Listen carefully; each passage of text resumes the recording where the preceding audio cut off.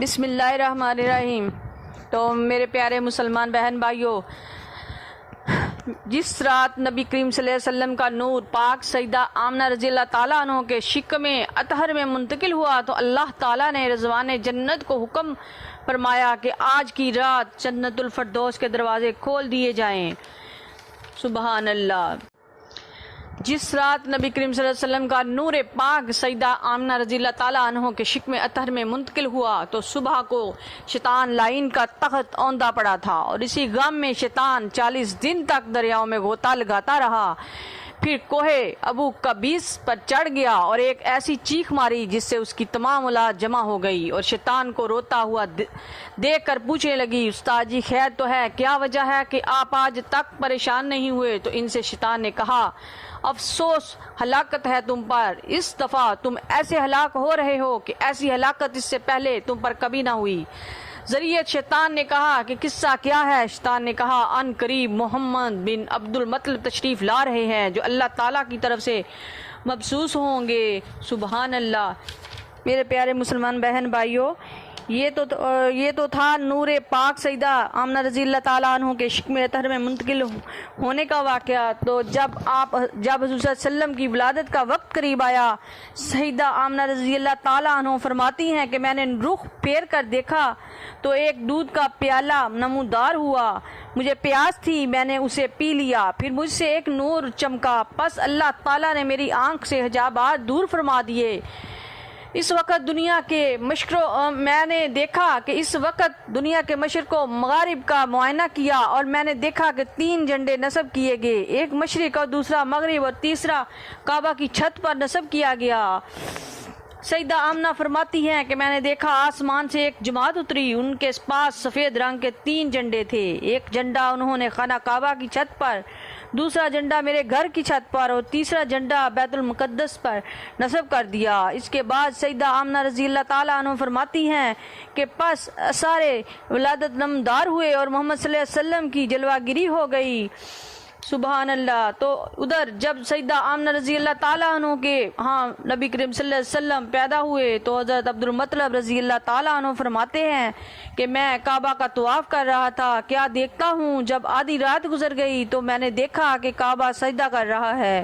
سبحان اللہ۔ اور سب سے بڑا بت ہبل نامی زمین پر گر پڑا، اور اس کے منہ سے یہ آواز نکلی کہ آخری نبی پیدا ہو چکے ہیں۔ حضرت عبد المطلب رضی اللہ تعالیٰ عنہ فرماتے ہیں کہ میں جلدی سے سیدہ آمنہ کے گھر گیا، میں نے دیکھا کہ آمنہ کی گود میں والی 2 جہان آ گئے ہیں۔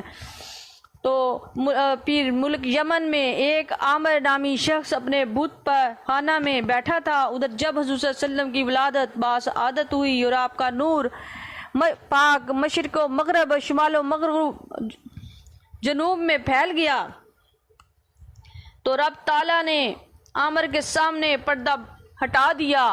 عامر نے دیکھا کہ آسمان کے دروازے کھلے ہیں اور ملائکہ زمین پر اتر رہے ہیں، پہاڑ اور درخت سجدہ کر رہے ہیں۔ حیران تھا کہ یہ کیا ہو رہا ہے۔ دریسنا اس کا بت اوندھا گرا، اس کے منہ سے یہ الفاظ نکلے، وہ نبی تشریف لے آئے ہیں جن کا سینکڑوں برس سے انتظار تھا، جس سے درخت اور پتھر کلام کریں گے، جن کے اشارے سے چاند 2 ٹکڑے ہوگا۔ یہ سن کر عامر جلدی سے اٹھا اور اپنی بیوی کے پاس گیا اور کہنے لگا کہ تم نے وہ سنا جو میں سنتا ہوں؟ کہنے لگی، ہاں میں نے بھی سنا، مگر عامر ذرا یہ تو پوچھو کہ وہ کہاں پیدا ہوئے ہیں، ان کا نام کیا ہے؟ اس نے کہا ہے، اے حاطف غیبی، اس مبارک فرزند کا نام کیا ہے؟ پس آواز آئی کہ آپ کا نام محمد صلی اللہ علیہ وآلہ وسلم ہے۔ سبحان اللہ۔ عامر کی ایک لڑکی بیمار و پاہج تھی جس کے ہاتھ پیر رہ گئے تھے، جو نیچے کے مکان میں پڑی تھی۔ حضور سرور کائنات صلی اللہ علیہ وآلہ وسلم کے نور کو دیکھ کر عرض کرنے لگی، الہی اگر اس نور میں برکت ہے تو مجھے بھی اس کا حصہ مل جائے۔ ادھر یہ بات اس کے منہ سے نکلی کہ فوراً اللہ تعالیٰ نے اسے صحیح سالم کر دیا۔ عامر یہ واقعہ دیکھ کر سخت حیران ہوا اور جلدی سے آپ کی زیارت کے لیے مکہ معظمہ روانہ ہو ہوا۔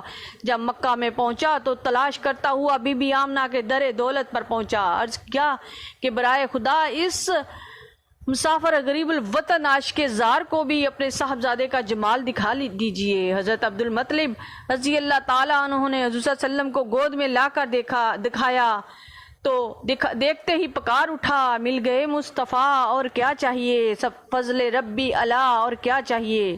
دریسنا کہ وہ عاشق زار کائنات کے والی کے جمال بے مثال کی زیارت کر رہا تھا کہ آپ کے قدموں پر ہی جان دے گیا، اور اس طرح یہ حضور صلی اللہ علیہ وسلم کی امت کا پہلا شہید تھا جو آپ پر نثار ہو گیا۔ دیکھا آپ نے، یہ ہے برکت میلاد نبی صلی اللہ علیہ وسلم کی کہ اس بت کی پوجا کرنے والے کو ایمان نصیب ہو گیا، اور ایسا ایمان کہ حضور صلی اللہ علیہ وسلم کے قدموں میں زندگی کے آخری لمحے گزار گیا۔ اور دوسرا یہ کہ اس کی بیمار بچی بھی سرکار دو عالم صلی اللہ علیہ وآلہ وسلم کی نور کی برکت سے تندرست ہو گئی۔ جو نور مصطفیٰ صلی اللہ علیہ وآلہ وسلم کو نہیں مانتے وہ ہمیشہ بیمار ہی رہیں گے۔